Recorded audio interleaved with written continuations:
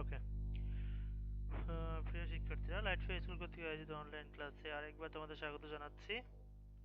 আজকে আমরা English first পেপারে তোমাদের মডেল কোশ্চেন নিয়ে আলোচনা করব।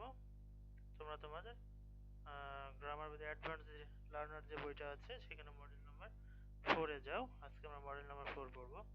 তোমাদের মনে করে দিচ্ছি, আমরা এর আগে মডেল 4 পড়েছি। জাস্ট আমরা রিভিশনের জন্য আজকে এই ক্লাসটা করতেছি। আমরা মডেল নাম্বার 4 এর প্রথম যে প্যাসেজটি পাচ্ছি সেটা একটু আমরা পড়ি। I am cat. এখানে প্যাসেজে একটা বিড়াল বলতেছে যে আমি একটা বিড়াল। In the morning I am lazy and slow. আমি সকালে লেজি থাকি, অলস থাকি এবং স্লো থাকি। I get up late. আমি দেরিতে ঘুম থেকে উঠি। In the afternoon I am active. দুপুরের পর বা আমি আমার কাজে অ্যাক্টিভ হয়ে যাই। I catch rats. আমি ইঁদুর ধরি। I am quick. বলতেছে আমি খুবই দ্রুত টাইপের। I am a clean animal.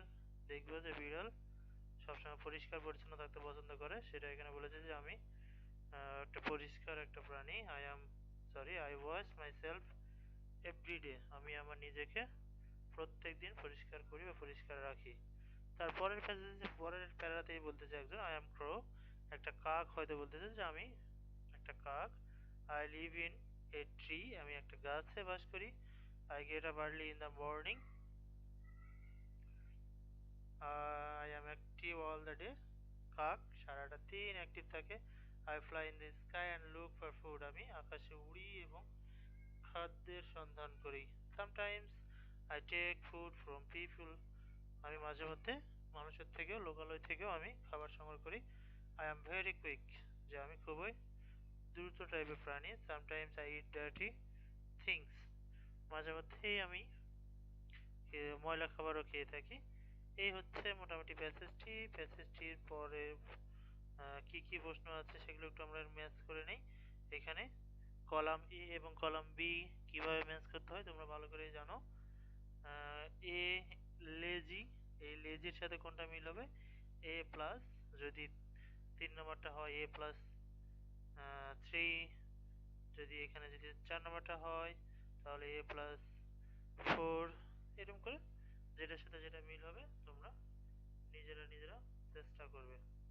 ঠিক আছে, এই গেল সিন প্যাসেজ। তারপরে 2 নম্বরটাতে যদি আসি, ট্রু ফলস। ট্রু ফলস কিভাবে করতে হয় সেটা তোমরা খুবই ভালো করে জানো। ট্রু ফলস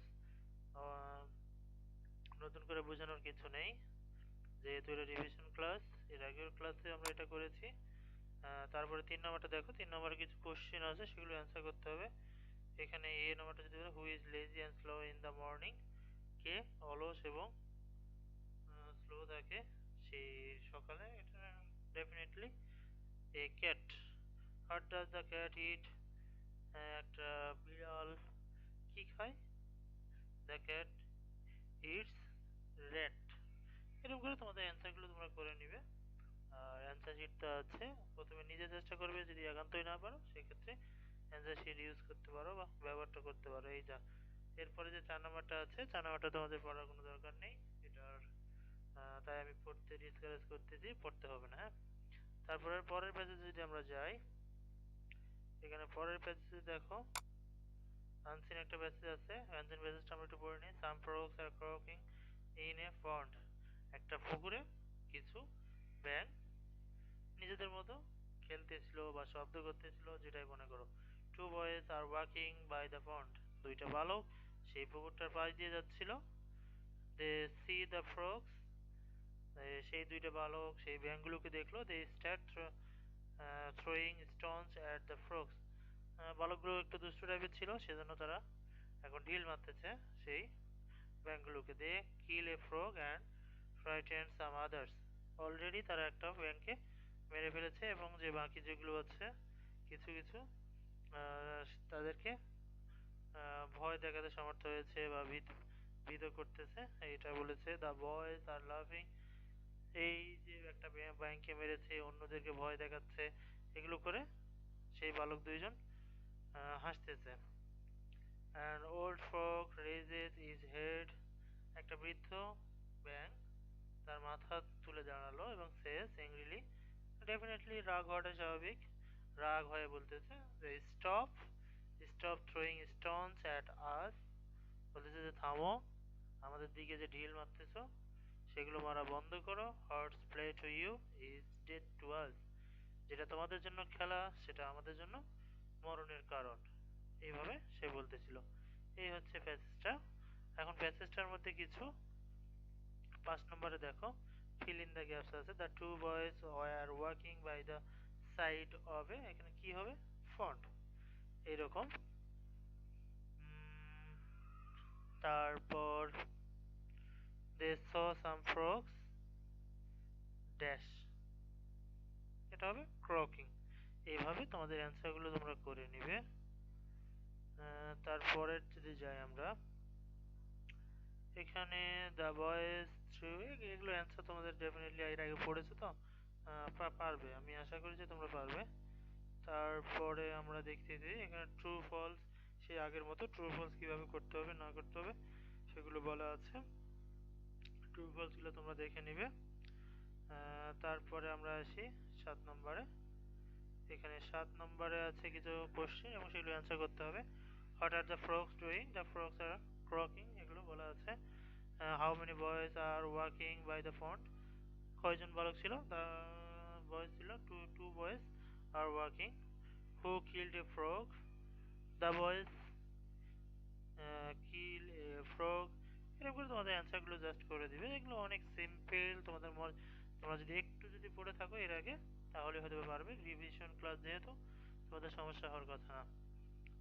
তারপরেও যদি তোমাদের সমস্যা হচ্ছে আমি তো আছি। আর যে 8 নম্বরটি আছে 8 নম্বরটি তোমাদের পড়ার দরকার নেই।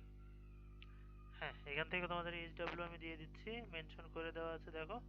এইচডব্লিউ নাম্বার 1, 3, 5 এবং 7 সেগুলো অ্যান্সার করে তোমরা গ্রুপে পোস্ট করে দিবে, আমি তোমাদের এইচডব্লিউ চেক করব। ঠিক আছে, এই হচ্ছে তোমাদের আজকের ক্লাস, রিভিশন ক্লাসটি। আমি আবারও তোমাদের একটু রিকল করে দিই যে মডেল 4 এর প্রথম যে প্যাসেজটি I am cat, I am crow, এটা থেকে 1, 2, 3, 4 কোনো দরকার নেই। তারপরে আসতেছে আনসিন প্যাসেজ, সেখানে প্যাসেজটা তোমরা ভালোভাবে পড়বে। সেখান থেকে 5, 6 এবং 7 এগুলো পড়বে। 8 নম্বর পড়ার কোনো প্রয়োজন নেই।